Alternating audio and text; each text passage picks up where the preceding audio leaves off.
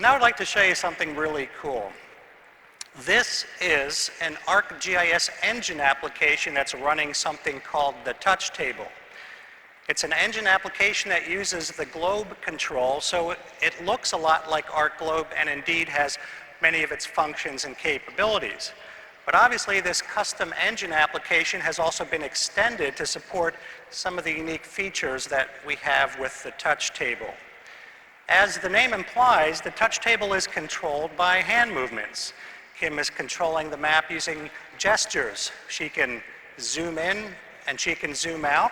And if she presses on the table, she can show us some additional information. Now we also have a TouchTable menu that we'll use here to zoom to one of our bookmarks.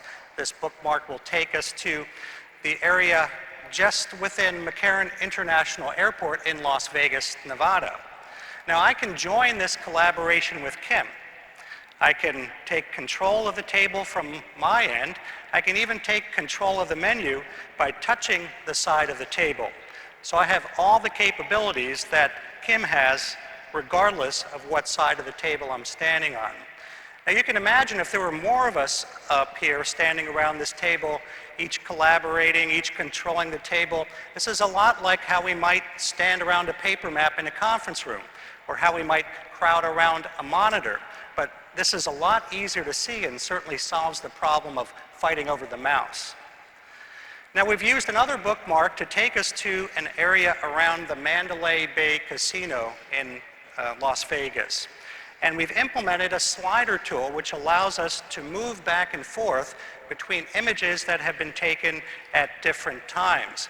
We can see what used to be a desert is now pools and lush landscaping around the casino, and we can see how much things have changed over time. Now let's invite Earl into our collaboration. Earl is appearing on the far side of the stage, and he has his own TouchTable. It's a smaller version of the TouchTable that we have here.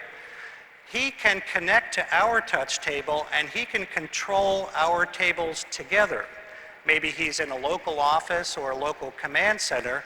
He's now connected and is adding some redlining, which we can view here. So both Kim and Earl are looking at the same geography, they're sharing the same map, they're looking at a common operating picture, and they can collaborate together. Now, one of the things that Earl will do is he'll use a bookmark to take us back to the McCarran International Airport. And Earl is going to add another layer of detail. What we're showing here now are the critical flight paths for the inbound and outbound flights into McCarran International Airport. Now suppose we needed to take a closer look at things. Let's invite Derek into the collaboration. Now Derek is appearing on center stage, and he's created an application using the ArcGIS Server Smart Client Framework, which is coming in ArcGIS 9.2. This smart client application is running on a ruggedized laptop, which Derek is holding in his hands, and it can be taken out into the field. Now this custom application has also been built by Derek to communicate with our TouchTables, and we can see he now has control of our view. Derek is also looking at slightly different data than we have here. He's looking at a few more details, and also because he's on the ground and on site, he can observe things that Kim and I simply can't see.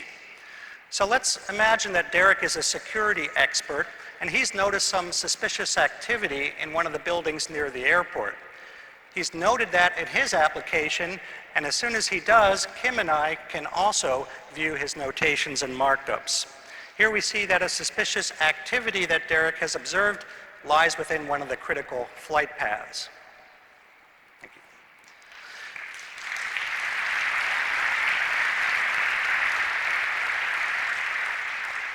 Now let's take a closer look at the area surrounding Las Vegas. The Spring Mountains are located in the Toyabee National Forest just outside of town. Now the Spring Mountains also include one of Nevada's tallest peaks, Charleston Peak, which reaches almost 12,000 feet in elevation. That's what we're looking at here. But wouldn't it be nice if I could take this elevation and render a real 3D map with that? Well, we can. And we can do that using another Applied Minds and Northrop Grumman innovation called the terrain table.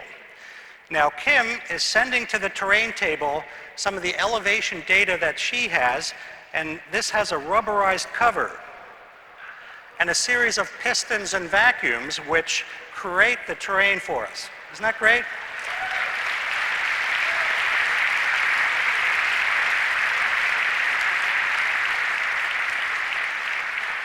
Now I'm looking at the same imagery that Kim is, and I can also look at the markup that Kim is placing on the table.